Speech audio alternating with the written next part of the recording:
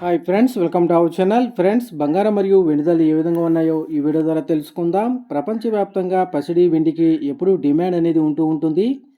వివాహాది శుభకార్యాలు, పండుగలు, పలు ప్రత్యేక సందర్భాల్లో బంగారం వెండి ఆభరణాలను ఎక్కువగా కొనుగోలు చేస్తారు. అయితే అంతర్జాతీయ పరిణామాల ప్రకారం బంగారం వెండి ధరలలో ఎప్పటికప్పుడు మార్పులు చోటు చేసుకుంటూ ఉంటాయి.